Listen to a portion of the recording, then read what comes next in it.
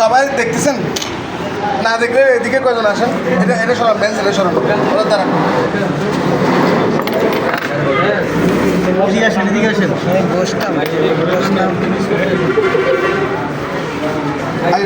এগুলো থাক, আচ্ছা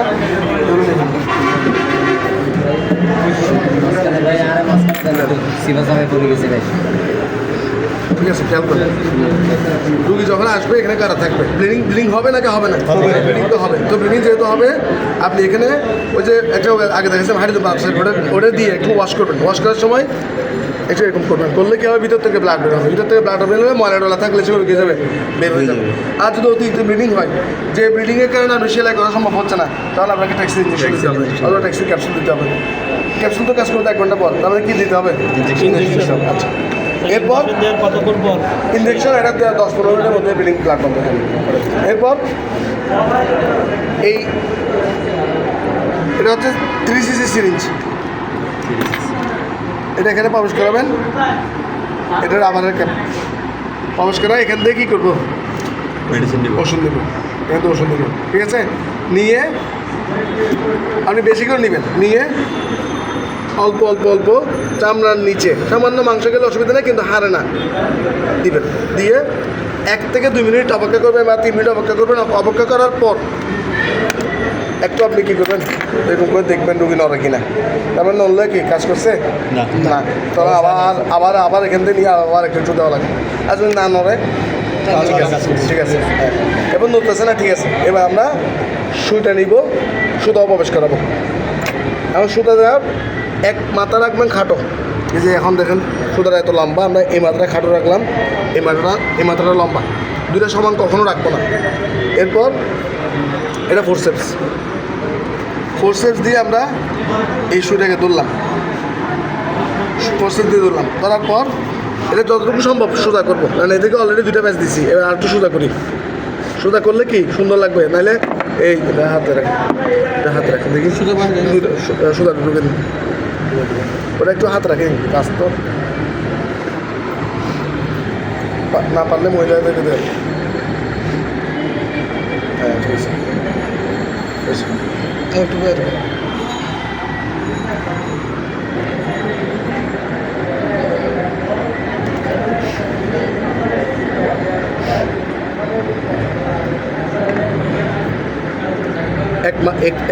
এক প্রান্ত দিয়ে প্রবেশ করে আর প্রান্ত দিয়ে বের করবো। বেশি দূরও না, মাংসে এটা চামড়া না, হাতে না, আপনি গাছ দিয়ে করবেন না, হ্যাঁ গাছ দিয়ে ধরা যাবে না, ধরলে আপনি কাজ করবেন কেমন। এটা চামড়ার নিচে মাংস সহ, মাংস কাটলে মাংস সহ। আচ্ছা, শুধু চামড়া সেলাই করে দিলাম না, ভিতর থেকে একটু নিতে হবে, নাহলে এটা জোড়া লাগবে না তো। আচ্ছা, বেশি দূরেও নিয়ে যাবে না, বেশি কাছেও না, দেখছেন এতটুকু। আপনি এখানে নিয়ে যাবেন না, কারণ তাহলে সুস্থটাও কী করে দিলেন, সুস্থটাও কেটে দিলেন। তাহলে এরপর হ্যাঁ, যখন আমরা টান দিব এখানে একটু ধরবো, কারণ কী জন্য জানেন, তাহলে আবার এটা আরও ছিঁড়ে যাবে। তাহলে এখন কোন মাথাটা আগে আসবে, ছোটো মাথাটা আগে আসবে, দেখেন। এরপর সুটা বের করলাম, সুটা বের করে আবার একটা মাথা খাটো, একটা মাথা লম্বা, এই মাথাটা খাটো করলাম, এই মাথাটা লম্বা রাখলাম। আবার ফোর্সেস নিব, ফোর্সেস নিয়ে তার কাছে দেখবে কোথায়, উপরে কয় প্যাচ, 1 প্যাচ, 2 প্যাচ, ওইটার মাথায় ধরে টানিয়ে আনবো। আগেরটা দেখছেন, আগেরটা বেশি লম্বা রাখছি যে ওটার সাথে ঝামেলা করতেছে। টেনে আনলাম, টেনে আনার পর একদিকে টাইট করবো, যেখানে একদিকে না হয় এদিকে, না হয় এদিকে, সব দিকে না, এক সাইডে টাইট করলাম। হ্যাঁ, এখন মোটামুটি টাইট হয়েছে। আমার অতিরিক্ত টাইট করলে আমরা হ্যাঁ, এখন তো 2 প্যাচ, এবার কয় প্যাচ, 1 প্যাচ। কাশি কোন দিকে, কাশি যেদিকে যান তাহলে কিন্তু হবে না, কাশি থাকবে 1 প্যাচ দিয়ে আবার ওইটা একই সুতা এদিকে আনবো। এবার টাইট করবো, হ্যাঁ, টাইট করার পর 2টা অংশ সমান করে কাটবো, বেশি লম্বা রাখবো না। বেশি লম্বা রাখলে আরেকবার যখন এদিকে প্যাচ দিব তখন আবার এটার সাথে এটা গিট লাগিয়ে দেবে, ঝামেলা হবে। ওই জন্য বেশি লম্বা লাগবো না, এটা দিয়ে আমরা সমান করে কেটে নেব। কথাটা বুঝছেন কিনা? এবার আরেকটা একটু স্পিডে দেখাই, তাহলে আবার দেন তো, সুতা সরিয়ে দেবেন। সেলাই কাটার এত লম্বা না ওটা দেবেন এটা দেন না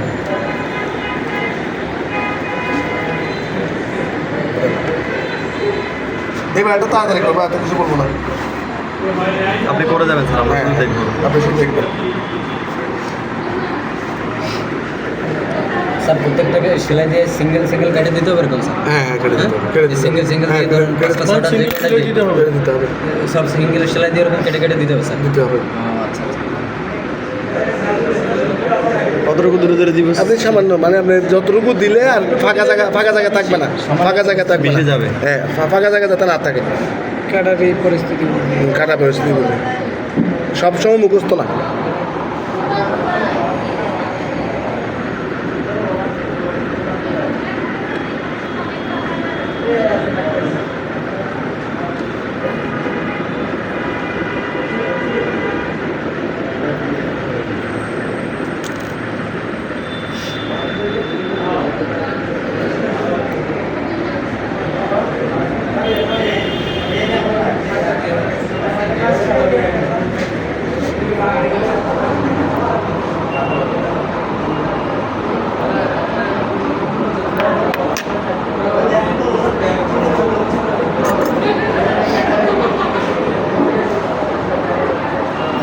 ইটগুলো আমরা একদিকে রাখবো, মানে দুই দিকে রাখবো না। তো আপনারা নিজেরা একদিকে রাখবো। সেলাইগুলো কাটার সময় স্যার কাটার সময়টা কাটার সময়টা বলতেছি, যখন উঠে আসবে আপনার কাছে আগে কাটবেন না, আগে এরকম চাপ দিবেন। চাপ দিলে পুষ বের হলে, রক্ত বের হলে, ময়লা থাকলে তরল পদার্থ বের হলে কাটবেন না, সেলাই কাটবেন না, না তখন কাটানো যাবে। তখন আপনি কী করবেন, আপনি ড্রেসিং করে দেবেন ওই যে বায়োডিন দিয়ে, অথবা মাছের দিয়ে ওয়াশ করে দেবেন। ওয়াশ করার পরে সেলাই থাকবে, সেলাই কাটবেন না।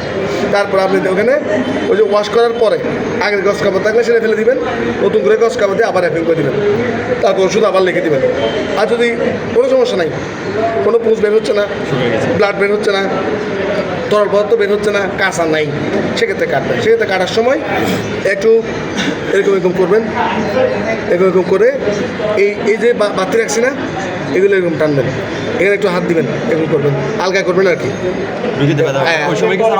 না, ওই সময় কিছু করতাম না, ওই সময় আছে সেখানে দেওয়া লাগবে, ওই সময় অত ব্যথা নাই, ওই সামান্য ব্যথা। আর ওই সময় তো আপনি টুরি কিছু তেমন ইউজ করতেন, ওই সময় সমস্যা নেই।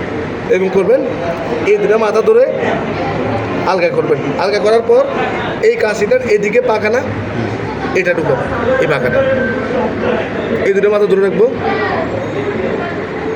হাত দিয়ে দিলে হ্যাঁ, এই যে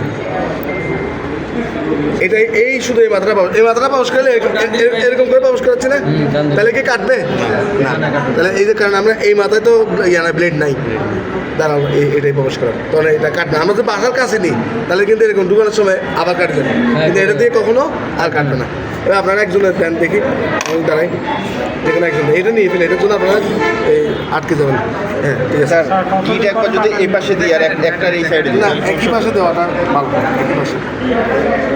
এটা ঘুরান, মুরগি পিস ঘুরান, এই পাশে দেন, এদিকে দেন, লাইট দেন, বাকিটা দেখুন। সেলাইটা কতদিন পরে কাটার নিয়ম সাধারণত 5 থেকে 7 দিন, তবে না শুকালে কাটা যাবে, না শুকালে 10 দিন দেখতে যে টোটালি শুকাচ্ছে না, তাহলে মনে হচ্ছে কোনো না কোনো বলেছে তখন কি সেলাইটা কাইটা আবার নতুন করে না। তখন আপনি আগে চিন্তা করবেন যে কী কারণে হয় নাই, চিন্তা করার পর যদি সমাধান না পান তাহলে প্রয়োজনে কাটতে হবে। আর যদি বুঝেন না ওনার ডায়াবেটিস, আর যদি বুঝেন না উনি ওষুধগুলো ঠিক মতো খায় নাই, উনি চিংড়ি মাছ খাইছে, তাহলে বুঝে গেছেন কেন, তাহলে আর এটা কাটাতে হবে না, তাহলে ওনার সমস্যা। তখন আবার আপনি নিয়ম কারণ দিব, ঢুকেছেন সুতো, ঢুকেছেন এটা খাটো করছেন। হ্যাঁ, এবার কাশি করে দেন, না উনি ওনার হাত অনুযায়ী বাম হাত ডান হাতে বিষয় আছে,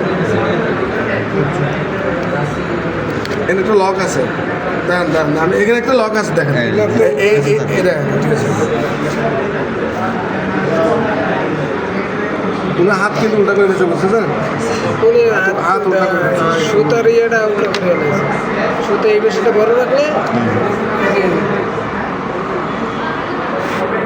এক পাশ আনতে হবে গিটেটা, এক পাশ হ্যাঁ, মোটামুটি টাইট, বেশি টাইটও না বেশি লুজও না।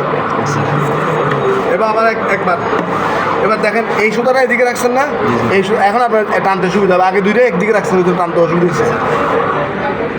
হ্যাঁ, এবার টানতে সুবিধা হবে। ওইদিকে তাকাচ্ছেন কেন? আমি এমনি টানতে চলে আসবে। এই পাশে নেন, এই পাশে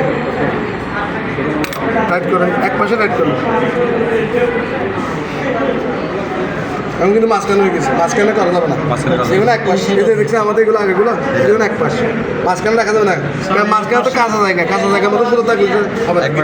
স্যার হ্যাঁ এখানে একটা দিচ্ছেন, এই সাইডে একটা দেওয়া না, যাবে। হ্যাঁ একই সাইডে, একই সাইডে রাখবো, একই সাইডে। টানার সময় সুবিধা হবে। স্যার কতটা যদি বেশি হয় তাহলে কি ভিতরে কি সেলাই আর ভিতরে একবার দিতে হবে।